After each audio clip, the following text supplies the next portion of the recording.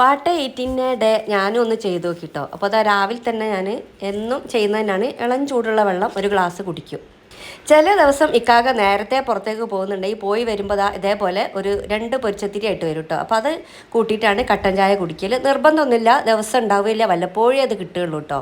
എനിക്കാണെങ്കിൽ ഇത് ഭയങ്കര ഇഷ്ടമാണ് പൊരിച്ചത്തിരി. പിന്നെ 9 മണിയായപ്പോഴേക്കും തലേന്നത്തെ ബീഫ് കറി ഓട്ടടയാണ് കേട്ടോ കഴിക്കുന്നത്. അടിപൊളി ടേസ്റ്റിലുള്ള ബീഫ് കറി ആയിരുന്നു കേട്ടോ. അതിൽ ഓട്ടടയിലേക്ക് നല്ല മാച്ചാണിത്. ഇങ്ങനെയൊക്കെയാണോ ഈ വീഡിയോ ചെയ്യലെന്ന് അറിയില്ല കേട്ടോ. എനിക്ക് അറിയുന്ന പോലെ ഒന്ന് ചെയ്ത് നോക്കിയതാണ്. തെറ്റുണ്ടെങ്കിൽ ക്ഷമിക്കണേ. പിന്നെ വീടിൻ്റെ അടുത്തുള്ള സെബ്യത്താത്ത എപ്പോഴും കൊണ്ട് തരും കേട്ടോ നാട്ടുമാങ്ങ. ഇപ്പോൾ ഇഷ്ടംപോലെ മാങ്ങ കിട്ടുന്ന സീസണാണല്ലോ. അപ്പോൾ മോളെ വീട്ടിൽ പോയി വരുമ്പോഴൊക്കെ ഇത് കൊണ്ടുതരും. എനിക്ക് എന്തായാലും ഒരു 5-6 കയ്യിൽ കരുതിയിട്ടുണ്ടാവും.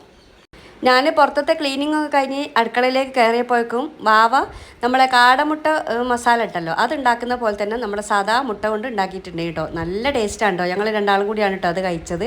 അടിപൊളിയാണ്. എന്തായാലും ഒന്ന് ട്രൈ ചെയ്ത് നോക്കേണ്ടി കേട്ടോ ഇതിൻ്റെ ഈ ഒരു എഗ്ഗ് മസാല. പിന്നെ ഉച്ചക്കത്തെ ചോറിൻ്റെ സമയമായപ്പോഴേക്കും ഞാൻ മുരിങ്ങക്കായും ഈ ചെമ്മീനും മാങ്ങയും കൂടി ഇട്ടിട്ട് ഒരു തേങ്ങ അരച്ച കറിയും പിന്നെ ചീര ഉപ്പേരിയും മത്തി പൊരിച്ചതുമാണ് കേട്ടോ.